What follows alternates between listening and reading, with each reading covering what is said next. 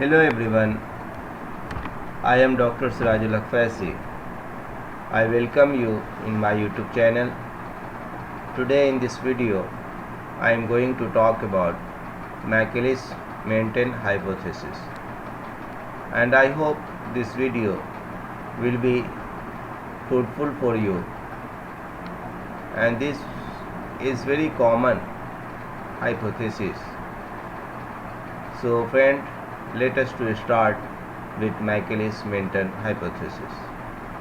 You know Michaelis and Menten 1913, while studying the hydrolysis of sucrose catalyzed by the enzyme invertase, proposed this theory. Their theory is however based on the following assumptions. Only a single substrate and a single product are involved. The process proceeds essentially to completion. The concentration of the substrate is much greater than that of the enzyme in the system. An intermediate enzyme substrates complex is formed. The rate of decomposition of the substrate is proportional to the concentration of the enzyme substrates complex. So friend, the theory postulates that the enzyme forms a weakly bonded complex with the substrates. This enzyme substrate complex on hydrolysis decomposes to yield the reactions products and the free enzyme. So E plus S give ES and plus E plus V. So V is equal to V max into S divided by Km plus S. Michaelis-Menten equations. So V by V max is equal to S by Km plus S, or Km is equal to S V max divided by V minus 1. So E plus S, ES, and then E plus P. So V is equal to V max into S divided by Km plus S. Here V velocity or speed of reaction, V max velocity of reactions, maximum velocity of reactions, S substrate concentrations, Km Michaelis-Menten constants. So V by V Mx max is equal to S divided by Km plus S, or Km is equal to S bracket V max divided by V minus 1. So V is equal to V max into S plus Km plus S. So V velocity speed of reaction, V max maximum velocity of reaction, S substrate concentration, Km Michaelis-Menten constants.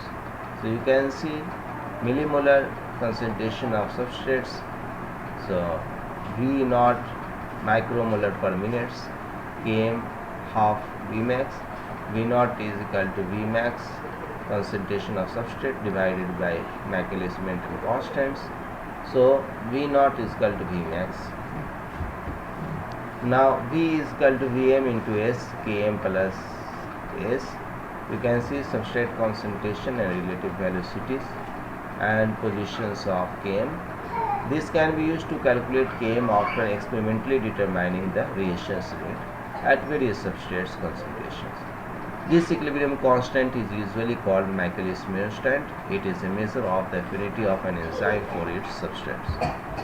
Now friends, when V is equal to half Km, Km is numerically equal to the substrate concentration, or in other words, Km is equal to the concentration of the substrate, which gives half the numerical maximum velocity Vm.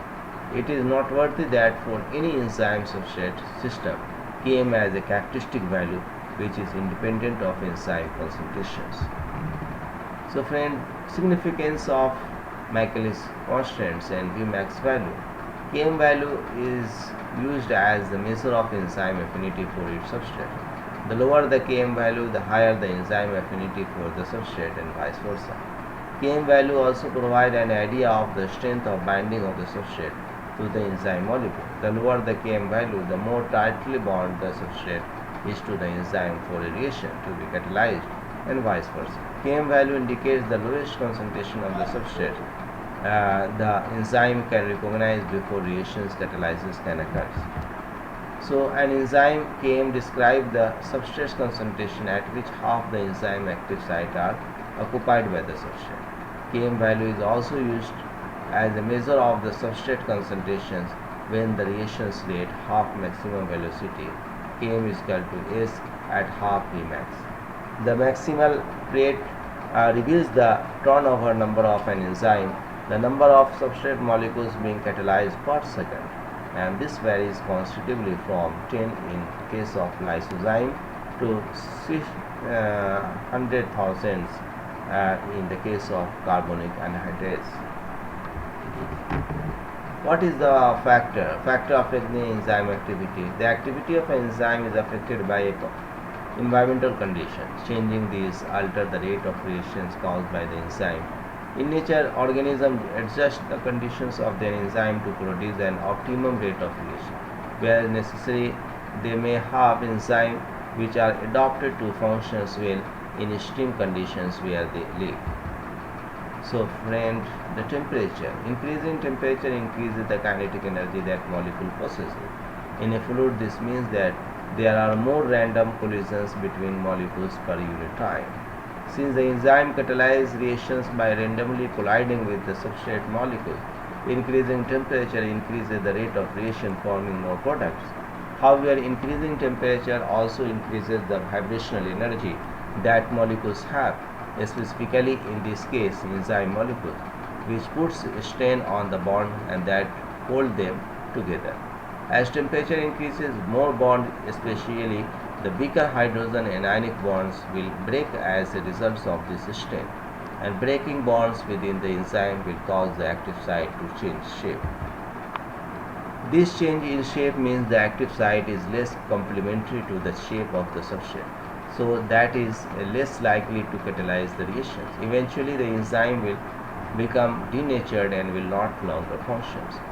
As temperature increases, more enzyme molecules' active site shapes will be less complementary to the shape of their substrate, and more enzyme will be denatured, and this will decrease the rate of reaction.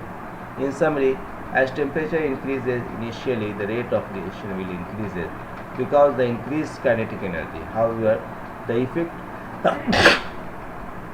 effect of bond breaking will become greater and greater, and rate of reaction will begin to decrease. So friend, hope this video will be helpful to you. If you like this video, then subscribe my channel, and thanks for watching. So here you can see friend, the temperature at which the maximum rate of reaction occurs is called the enzyme optimum temperature, and this is difference for the different enzyme. Most enzymes in the human body have a optimum temperature of around 37.0 degrees Celsius. Increase enzyme activity, temperature degrees Celsius, you can see optimum temperature.